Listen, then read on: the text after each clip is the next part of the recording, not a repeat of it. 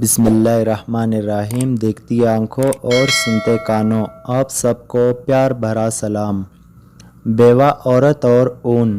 ایک بزرگ ولی اللہ جناب داؤد طائی رحمۃ اللہ علیہ سے منسوب ایک حکایت ہے کہ ان کے شہر میں ایک عورت بیوہ کیا ہوئی کہ اس پر مصیبتوں کے پہاڑ ٹوٹ پڑے۔ بچوں کا ساتھ اور کل جمع پونجی بس 3 درہم۔ حالات سے مقابلہ کرنے کی ٹھانی اور جا کر بازار سے ان 3 درہم کا اون خرید لائی۔ کچھ چیزیں بنا کر فروخت کی تو 5 درہم وصول پائے۔ 2 درہم سے کھانا پینا خریدا اور 3 درہم کا پھر سے اون لیتی آئی۔ اسی طرح کچھ دن گزر بسر کیا۔ ایک دن بازار سے کھانا پینا اور اون لے کر گھر کو لوٹی۔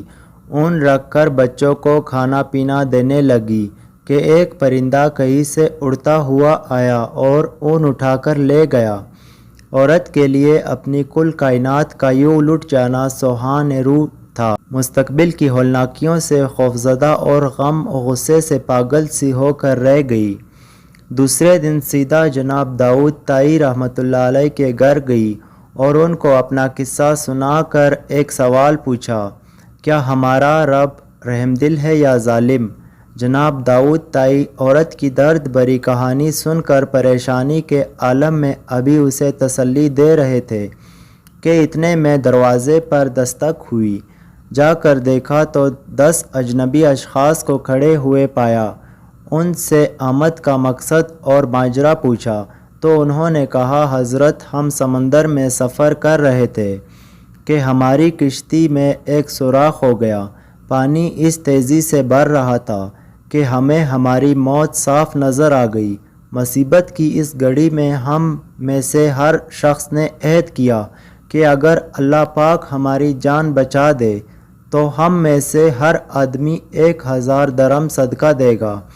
ابھی ہم یہ دعا کر ہی رہے تھے کہ ایک پرندے نے کہیں سے ہماری کشتی میں اون کا ایک گولا لا کر پھینک دیا، جسے ہم نے فوراً سوراخ میں پھنسایا، کشتی کو پانی سے خالی کیا اور سیدھے یہاں نزدیک ترین ساحل پر آ پہنچے۔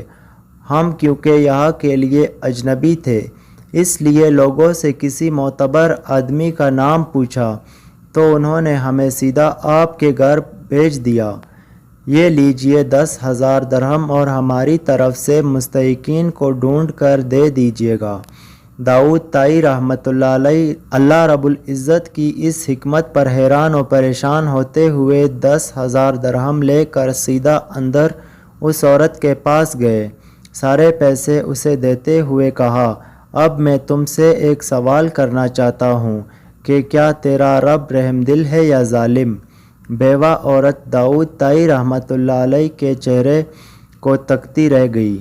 اس کی آنکھوں سے اشک جاری تھے، گویا اس کے جسم کا ہر حصہ، ہر بال رب کے شکر میں ڈوبا جا رہا تھا۔ اللہ کی تدبیریں ہماری آنکھوں سے پوشیدہ ہے۔ اللہ کا شکر ادا کرے اور اس کی ذات پر مکمل بھروسہ رکھے، وہ کسی کو تنہا نہیں چھوڑتا۔